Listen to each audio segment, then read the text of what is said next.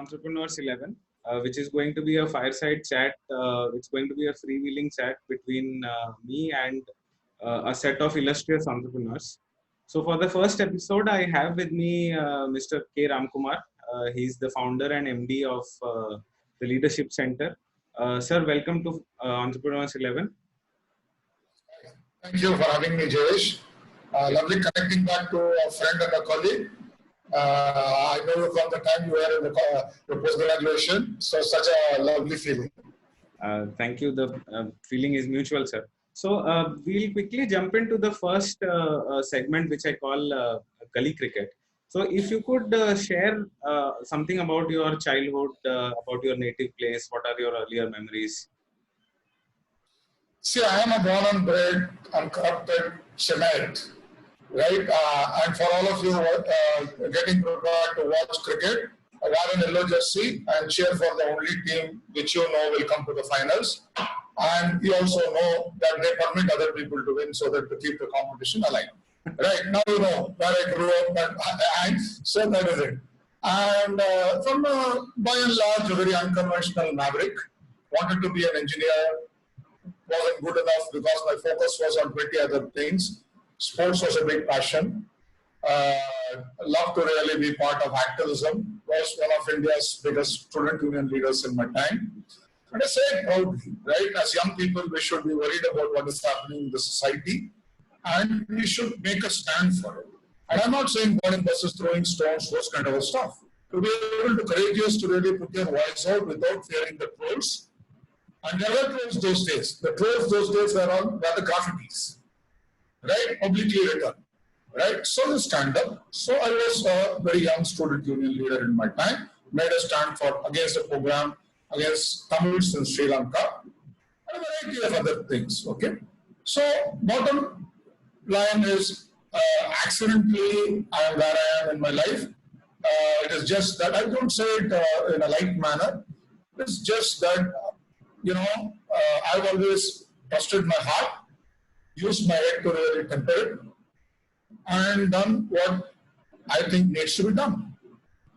If it's an accident, it is a happy accident through and through. So, sir, when did you decide to get into entrepreneurship? And was it always in the back of your mind, or it was something which you took as it came? I wouldn't say that it was always there in the back. See, the comfort of an employment is quite a bit, right? Let's be very clear. In fact, I'm very proud of people like you at your young age. So you have not sought that kind of a comfort. But I really say it. These days, when I see a lot of young people do this, I'm really very proud of all of you, right? So in my case, the generation where I grew, we waited for the postman to come and deliver an appointment letter. And the real God was the postman who delivered that appointment letter because it was coming from a lower middle class family, a bank clerk's son, the eldest of 5 children. The job was really must, okay. Otherwise, you have nothing else to look for in life, actually. Sure. So, in my case, one of the good things was that wherever I worked with whichever senior leaders I worked, Pramod Fernandez, Satish Pradhan, Mr. Kamath, Kalpana Moparia, Sanjeev Katpalia, all my seniors who were my bosses gave me a latitude of freedom which was almost entrepreneurial. Right? But the only thing is that my equity money was not there. The only equity was my reputation. Right? We shouldn't underestimate that equity. Right? Not the equity of money. So to a large extent, I have a strong risk appetite. Right from a very young age, that that all the things I said I did was that sports cultivated a very strong discipline in me, very strong standards. Right? And I was not, sports again cultivates you to say, don't worry about losing. Don't worry about failure. But there is no sportsman ever in the earth who has won all the games he has played or she has played. So all this during my working years also was driving. So it was around about 2010, 2011. I anyway didn't want to retire at the age of 60, look for extensions, all that stuff and all. I said, at some stage I have to pursue my passion. My passion was basically in the area of learning and development, in the area of people development. And I said that, can I go and try to find an institution which I'm not saying we will be at Harvard, which has the same class and standard as Harvard when people look up to credibility in the domain of leadership development. We don't have such an institution in India. I really don't know whether I will succeed. So that is when about 2010-11 is when this thought came into the mind. And thanks to ICICI, the way the stock options it gave and the kind of mentors it made available to people like us, right? So it gave me the courage in 2016 to come out and set up the institution. Sure. So in retrospect, how would you say your personal experiences shaped you to be the entrepreneur that you are today? As I said, Jayesh, right? I am a freedom-loving person. Even in a structured job, doing this normal routine always bored me. You all know me, right? And I say also, I'm a bit of a, I say it in a positive sense. I'm a bit of a disruptor. Right? Doing the same thing the next morning is not growing. Right? Yet being disciplined. Right? So to a large extent, to me,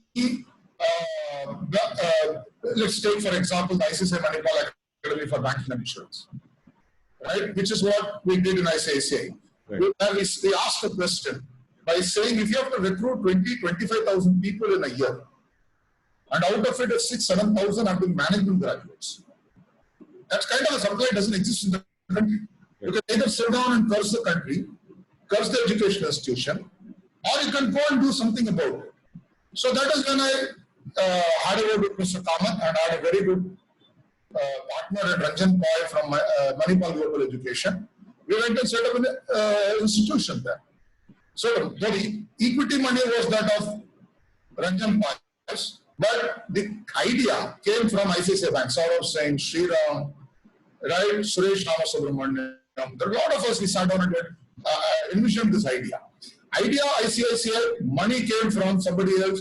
Today, the Manipal Global Education supplies close to 10 to 12,000 people to the banking industry. So those kind of disruptions, right? You can do being well within your job and train yourself for the eventual entrepreneurial journey where the leap is putting your own money. Right? That's important. Sure. So, sir, I was going through one of your older interviews, and you made a mention of couple of your early age teachers who helped in nurturing your talent, right? So, how was coming from a conservative / rural background or a conservative sort of a background, lower middle class background, and how was the journey to when you see things like when people have some sort of an entitlement today? What kind of differences do you see when it comes to entrepreneurship? So in my mind, let me tell you, right, there was no capital available until 10 years back to anybody who wanted to be a doctor. Even if you are a gifted person, even if you have great ideas, to me, entrepreneurship is about ideas. Right. Money comes next. Sure. Right? If you don't have ideas, if you have a lot of money, right, there's nothing called entrepreneurship. It's a waste of time. Right? So you'll have to have ideas. Second, entrepreneurship comes in your ability to wanting to create something. Right? You're the Michelangelo. Right? You're the Lata Mangeshkar. Right. In your own domain, in your own way. Right? You do it because of passion. Yes. Right? You don't go there. I'm not saying money is unimportant. Don't misunderstand. Money is important. Entrepreneurship is about money. But if you get into it only because it is money, it doesn't work. So, in my case, the way I grew up and I went, and even when we were in organization, let's say for Hindustan Unilever, ICICI Bank.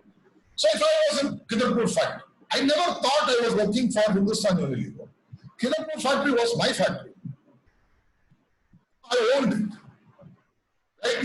You may laugh, right? Others may say that, oh, how could you feel like that? So I never hesitate to make a decision. You cannot be an entrepreneur if you hesitate to make a decision.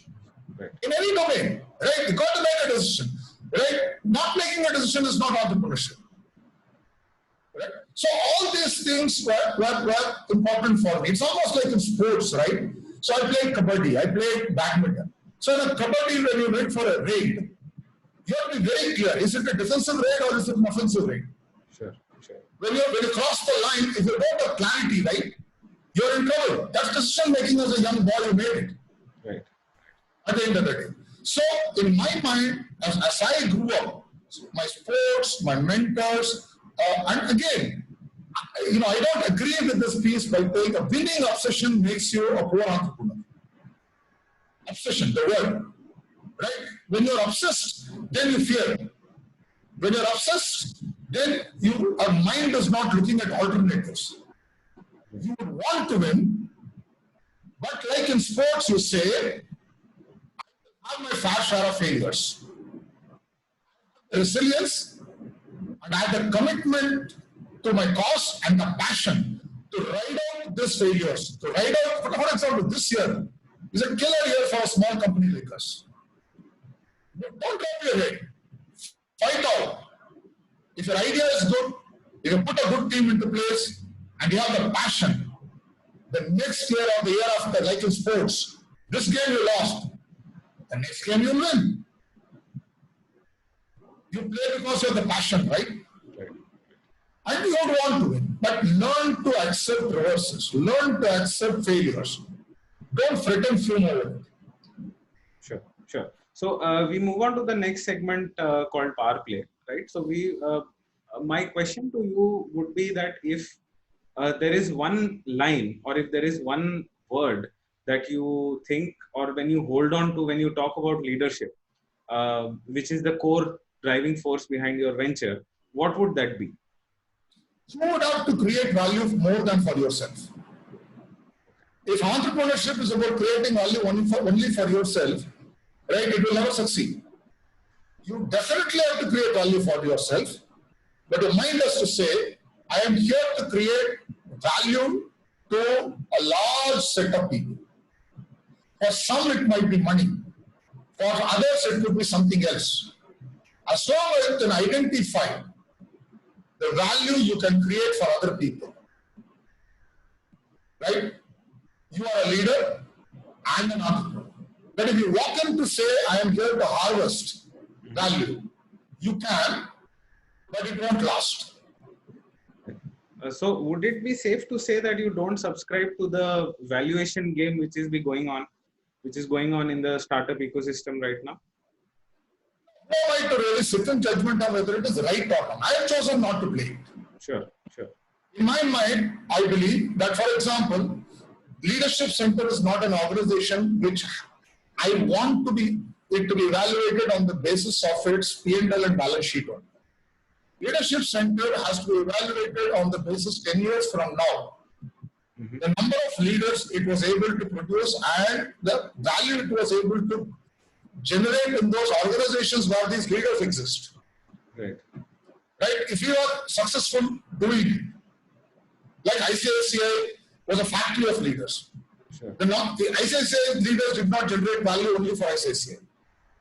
They are generating for Goldman Sachs, Axis Bank, name it, everywhere they are generating. Harvard, Yale, Wharton. We want to be like that. So in my case, of course, valuation is important.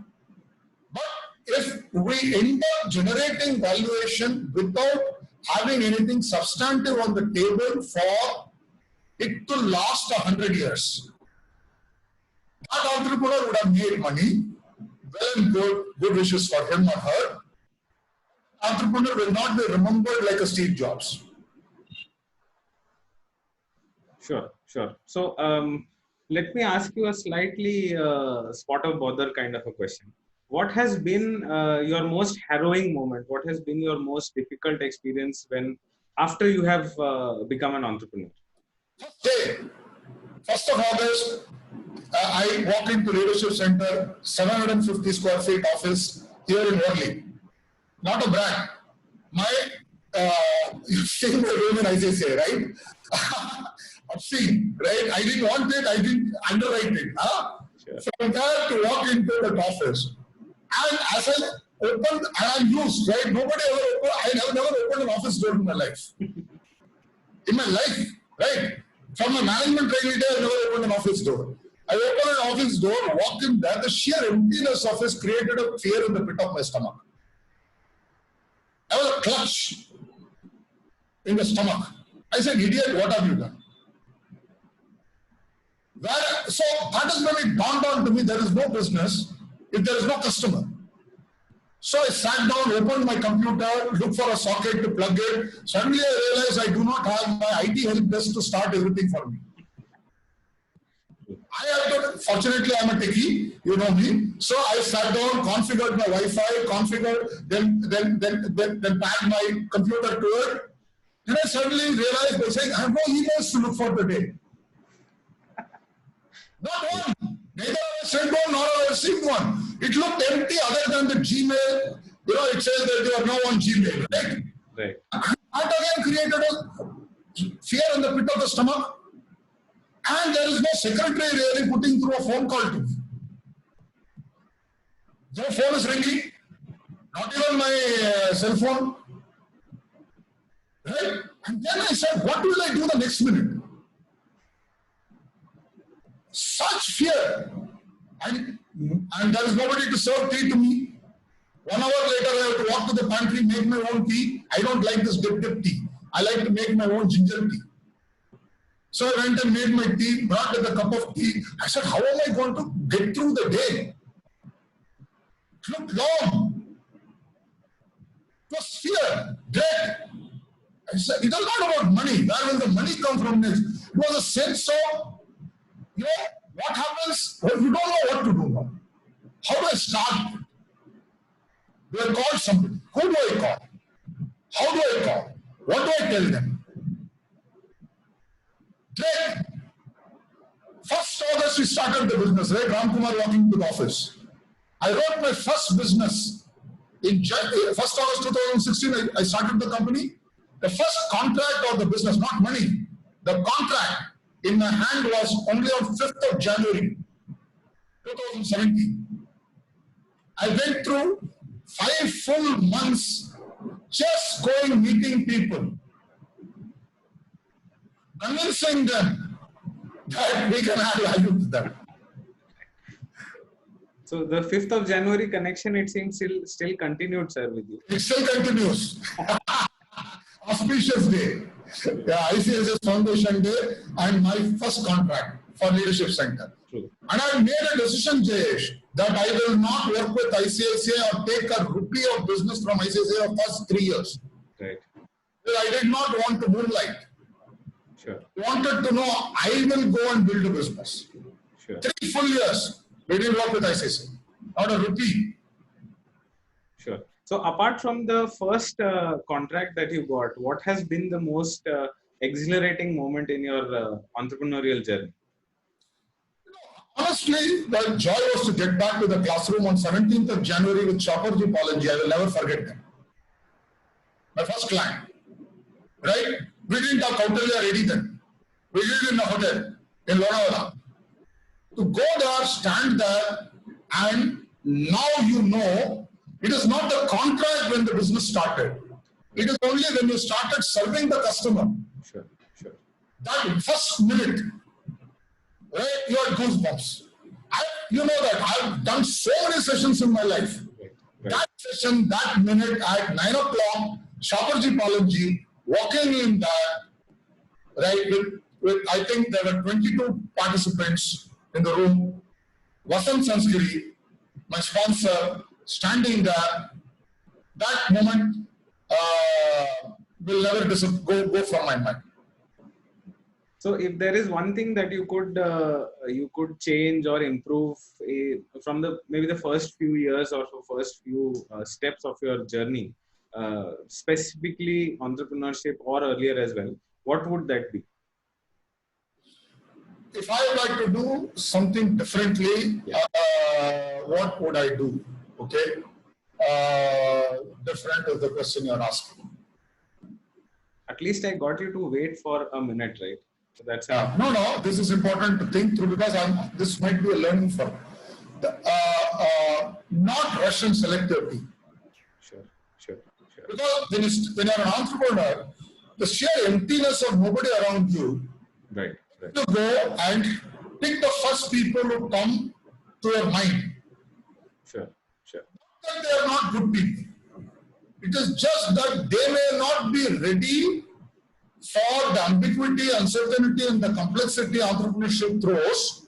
So the big company people, when you bring them into a small company, when they are not yet ready in the mind to accept the smallness of the organization and the emptiness, can actually result in a problem for them as much as it is for you. Absolutely, absolutely. So that is one lesson. If I had to do all over again, I would have endured and be patient with the emptiness and then pick the people who are startup type. Sure. The people who have the passion for a small company and are not looking for the large company support structures. Sure. The second, if I were to look at it, what would I have done differently if I were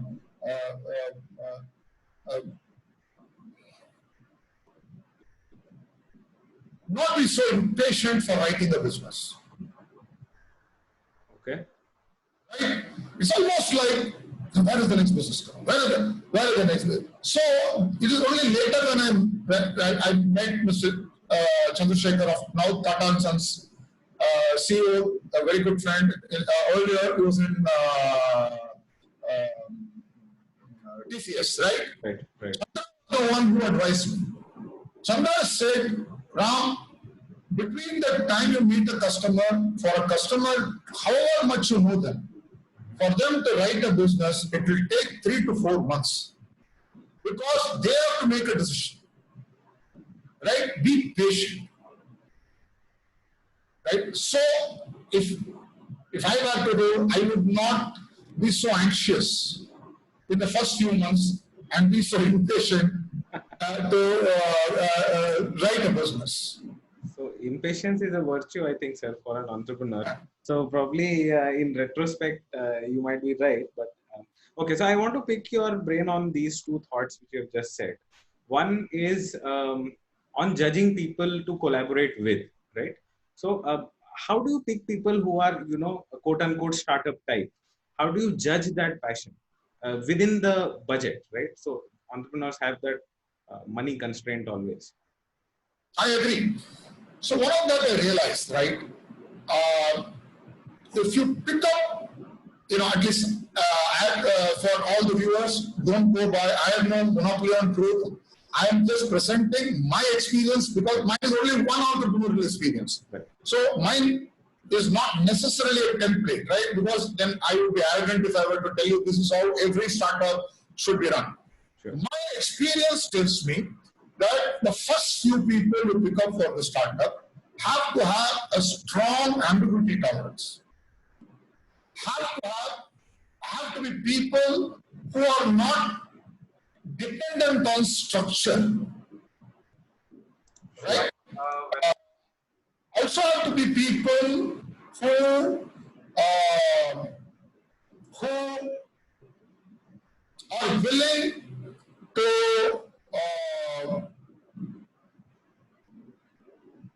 try out without fear.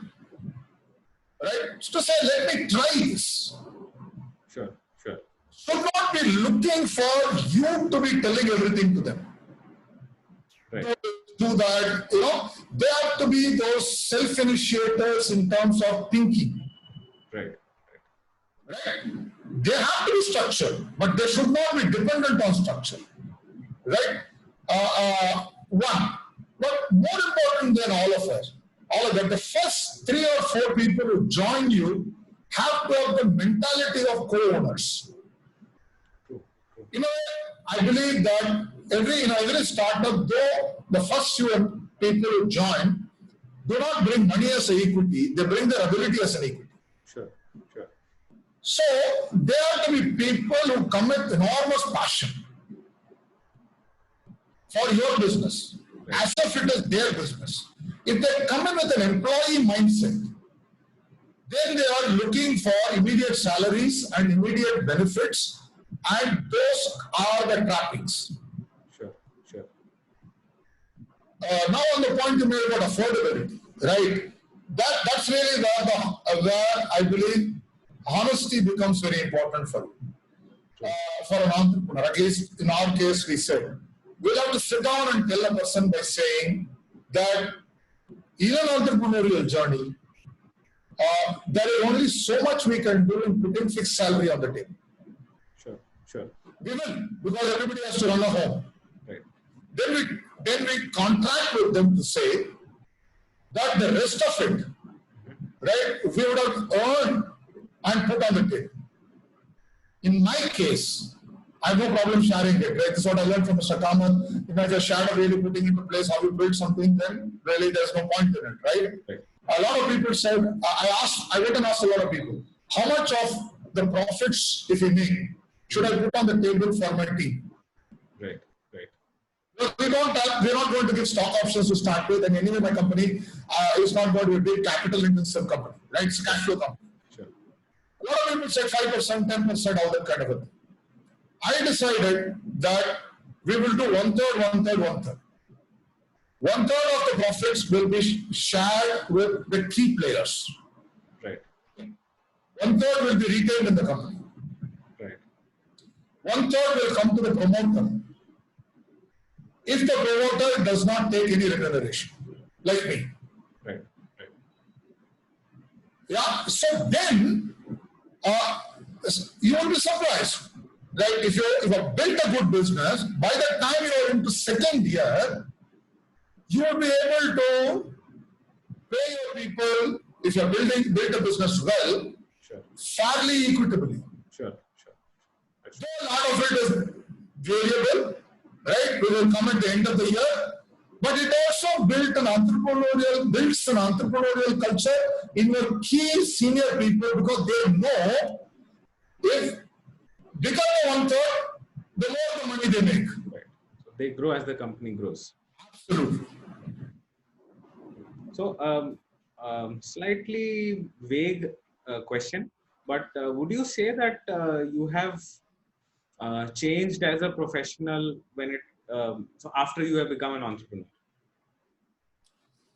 Of course, yes. Okay, because if you see, not just only after you, I always say to people that if you are not changing, whether it's for the good or the bad, you're not learning. Right? The only confirmation that you're learning is that you are changing. Right. Anybody who says, I have not changed in a proud manner, right? They're going to come back and say, even I believe your values have to change. They cannot be ossified. Right? Times changes the value. Our living times. Right? So you'll have to be clear in your head. So if I were to ask, if I were to live my life all over again, what entrepreneurship has taught me is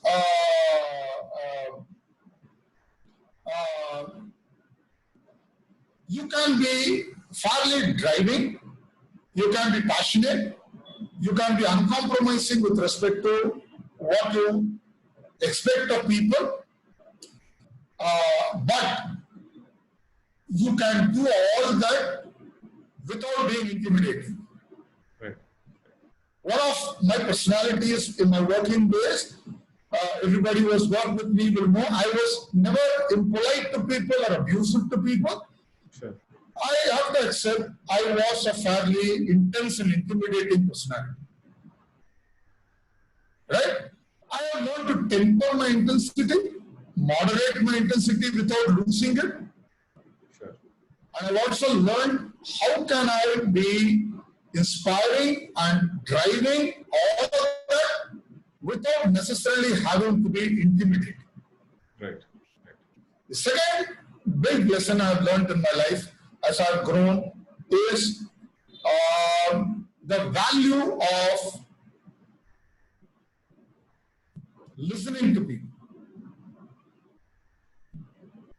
Right? Don't be impatient to put your idea out. The value of leveraging the immense internet of human minds. Right? Not necessarily the physical, the digital internet. Right. And how do you pick ideas? By asking questions rather than making assertions. That's another big change. I wouldn't say I have achieved it completely, but I've learned in terms of, or I would say I'm in the process of learning. I would say these are the two really big, because I remember one of my meetings with one of the big telecom majors in India. I think it was in my first month when I went and met them, and the learning and development manager was there. I picked up an argument with her. And during that, I tried to tell that person why something was not going to work and why what I say is what is going to work. I was still the way Ramkumar. And after I walked out of the meeting, the colleague who was with me notified me by saying, Ram, do you think that was necessary for you to do it? At that stage, I rubbished it. I brushed it aside. Then a week later, I sat down and I said, Baruji has left another person. Is this the way you want to really go and do your business development? Communicate to people that you are an expert. Communicate to people you know more than them. Communicate to people that you are the executive director of ICICI Bank who still continue to live in that bubble and continue to really imagine be an executive. Right. And that altered my perspective. And said, no, Ramkumar, there is another way to do it. And now if I were to go back to work in ICICI or in Unilever also, I personally think I would do it differently. Much differently to the way I did it. I was what I was. I did what I knew at that point of a time. And I have no shame admitting. But I'm wiser now. Sure, sure. So we move on to our next segment called Silly Point. Right, so it is more like a rapid fire sort of a thing. Always the wicket keeper, boss. So you'll have to bear with me on this. I might be the silly point here. Behind the wicket, right? Not very. Only when you were batting, I was in the front of the wicket. Okay. So your go-to piece of literature for inspiration. My go-to piece of literature for inspiration is Mahabharata, because it is the most practical piece which does not idealize anything. Sure, sure. Choices now. So I'll give you a set of questions with either or. So you can pick one, right? Ramkumar the writer or Ramkumar the sports aficionado? I still think Ramkumar the writer excites me. Okay, okay. So It excites me. This might be slightly tougher. Kaka or Beckham? I know Beckham belongs to Manchester United, my team, but I think Kaka is as a footballer, unfortunately, his skills are unrealized. I went all the way to South Africa to watch Kaka in 2010 World Cup and they lost Netherlands. Mm-hmm. It was a heartbreak for me. Right, right. And Kaka was not fit that game, but he still played. Sure. One of our all-time great player with great potential, but unfortunately could not live up. True, absolutely. Matt Busby or Sir Alex Ferguson? Matt Busby. Ferguson, I admire a lot, but what Matt Busby did is what Manchester United will be 100 years from now. Sure, sure. The ethos, right? He said football is always played by moving the ball forward. Right, right. Idiot Mourinho will never understand it. Okay. He plays football by moving the ball backward. Sure, sure. So, now you know my loyalties. Right. Kapil Dev or Saurav Ganguly? Saurav. Kapil, I'm a fan, but Saurav changed Indian cricket. Though Kapil won the World Cup, that changed, but leadership. Right. The way he built teams, the way he created and self-belief in every Indian, right, including inspiring people like Kumble's, Dravids and Tendulkars, not just the Sehwags, Yuvis, Bajis, and Zahins, and Niyaz. Right. Dada is a once in a lifetime great leader, and watch him. He would be the ICC chief, and see the way he will revolutionize cricket in the world. Right. Special. Right. Okay. So Sun Tzu or Chanakya? Chanakya. Not because he's Indian. Because Sun Tzu, to a large extent, limited himself to warfare. Whereas Chanakya applied what he brought in to the whole community and the society, in which warfare was only one part which was interlinked to so many things. And Chanakya, in a way, presented to leaders a governance structure which is practical. Many people present a governance structure which is idealized. I'm not a guy who likes this idealized version of anything. Right? Whereas Chanakya presented a pragmatic, practical governance structure. Okay. Okay. On the basis of having challenged the person who had poor governance. Sure. Sure. So second last question from the Mahabharata. Karna or Arjuna? Arjuna. I'll tell you for a different thing. Karna's ethics are suspect for me. For all the people say, now whoever says that a woman should be disrobed, Sure. he initiated it, we forget it. He told Duryodhana that Draupadi is now yours, bring her. For all the dharma you can bring on the table, that man did not know how to treat a woman. Somebody who does not know how to treat a woman and somebody who exploits somebody's unfavorable position. And Karna was the one who was another man's wife to come and sit on his lap. Okay, fair. So in my mind, I will not forgive Karna for that ever in Mahabharata. All his skills count for nothing. Whether he's better than Arjuna, not better than Arjuna, whether the sharp of Parasurama brought him down, I care a damn. The man lacked basic respect for another person. Fair. Last question in this segment. On a lazy day, what do you do for cheap thrills? What is your go-to cheap thrill? I really don't have any lazy days because I don't believe that you should be lazy. And it's almost impossible for more. You know me, I'm a program guy. I wake up and that's when people say, I don't have time, I said, why? I never said I regret not having played with my children and all. I live my life in full, work very hard. I live my life full today. I watch Netflix. I do everything in my life. Because I know how to take every minute out of my day without necessarily being obsessed with it. But what are my cheap tricks, right? If you're asking me, what is my cheap trick? Right. My cheap thrill is taunting Chelsea. And worst of it is to really taunt those, Arsenal brothers. Trophy counters. To have even a little bit of red in them. How can they be permitted to have red, such a lovely color, on their jersey losers? Right now, cheap thrill, right? At the risk of polarizing my audience, I would request if you could call me up the next time you do it. I would love to join in.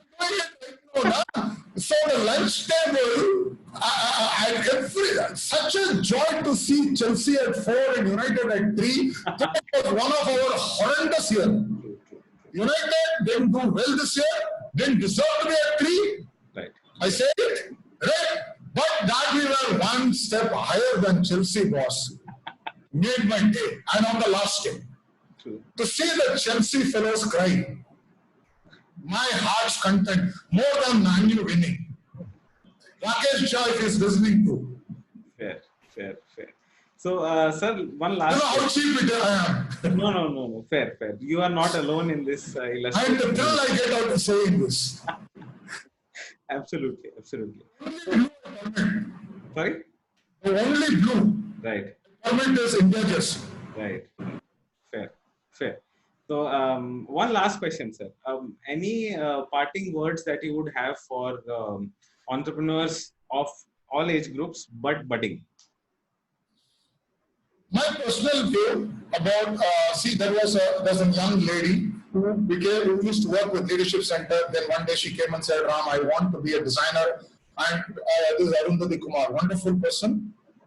I believe you will hear a lot more about her in 5-10 years from now. I think she would be a very successful entrepreneur, and I wish her to be. She had all the capabilities, and she came to me and said, "Ram, my heart is starting a sustainable, eco-friendly fashion business. I want to go there and start it from." I said, "You should go and do it. That's a passion, right? I don't want to imprison you on Leadership Center." Though she was an HR person, she comes from a family of entrepreneurs. She went and started the business.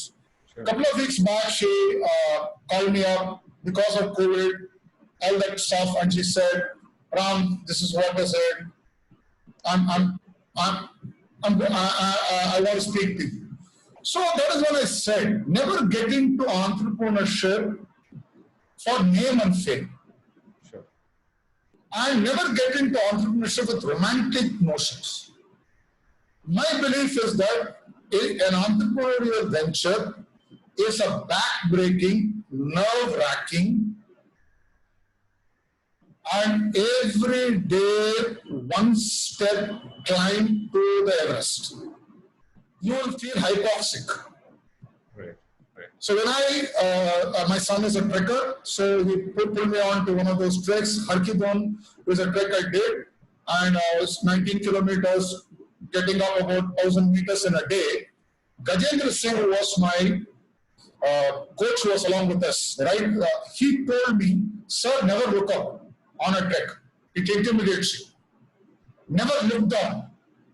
You feel dizzy.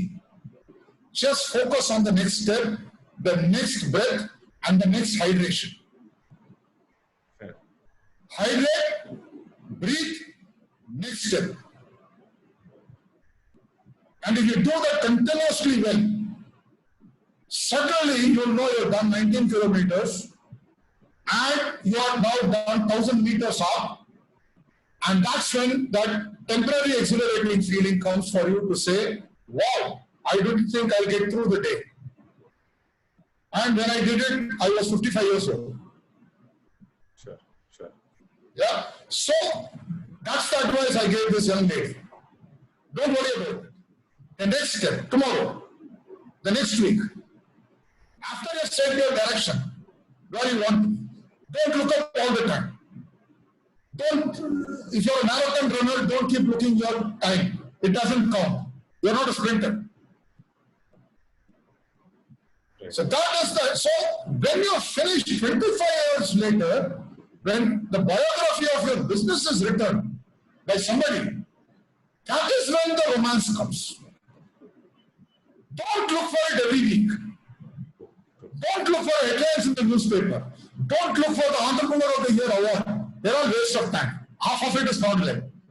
I was close enough to know how Entrepreneur of the Year awards come from the best newspapers and the TV channels. You pay and you get, including the most powerful people who get it, that's how they get it. They are not important. A letter from your customer saying how what you did created value, frame it and keep it. That is your award.